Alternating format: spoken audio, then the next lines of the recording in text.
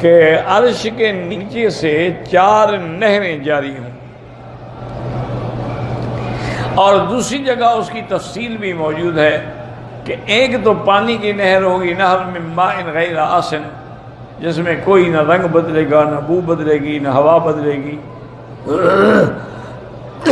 اور دوسری نہر ہوگی من خمر لذت للشاربین، شراب کی نہر، شراب طہور کی، اور اسی طرح نہر ہوگی من لبن لم یتغیر، دودھ کی جس کا ذائقہ کبھی نہیں بدلے گا، اور چوتھی نہر ہوگی من عسل مصفی، صاف شہد کی نہر ہوگی۔ تو ایک یہودی نے سیدنا علی رضی اللہ تعالی عنہ سے سوال کیا۔ وہ لوگ سوال کرنے کے لیے، دین سیکھنے کے لیے سوال نہیں کرتے تھے، اسی لیے علماء نے لکھا ہے کہ ایک ہوتا ہے سائل، ایک ہوتا ہے متعنت۔ سائل تو دین سیکھنے کے لیے پوچھتا ہے، متعنت یہ ہے، سرکشی ہے، چھیڑنا ہے۔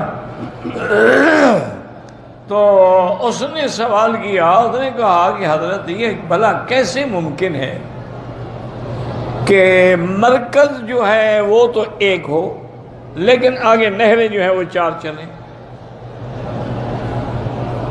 اگر ہیڈ میں مثلا پانی ہے تو نہریں پانی سے چلیں گی، دودھ ہے دودھ، یہ کیا ہے کہ مرکز تو ایک ہے اور نہریں 4 قسم کی ہیں۔ حضرت علی سمجھ گئے کہ اس کا مقصد جو ہے اسلام پہ اعتراض کرنا ہے۔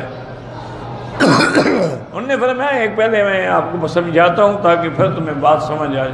انہوں نے کہا یہ کیا ہے؟ انہوں نے کہا دماغ ہے۔ انہوں نے کہا دماغ ایک ہے یا 10 ہے؟ انہوں نے کہا جی ایک ہے۔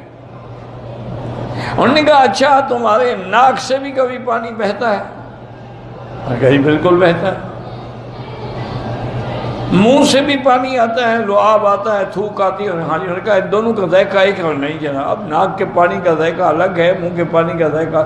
فرمایا اچھا کبھی کبھی تمہارے کان سے بھی پانی نکلتا ہے؟ انہوں نے کہا جی ہاں کان سے بھی نکلتا ہے۔ اس کا ذائقہ؟ انہوں نے کہا جی اس کا ذائقہ بھی الگ ہے۔ انہوں نے اچھا کبھی تمہارے آنکھوں سے بھی پانی آتا ہے؟ انہوں نے کہا ہاں جی آنکھوں سے بھی آتا ہے۔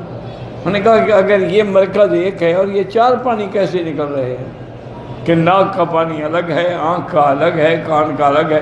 تو اگر اللہ اس پہ قادر ہے تو وہاں جنت سے 4 نہریں جاری کرنے پہ قادر نہیں؟ کبھی چونکہ سوال کرنے والے جو ہیں نا جی ان کا مقصد نعوذ باللہ ضد ہوتا ہے۔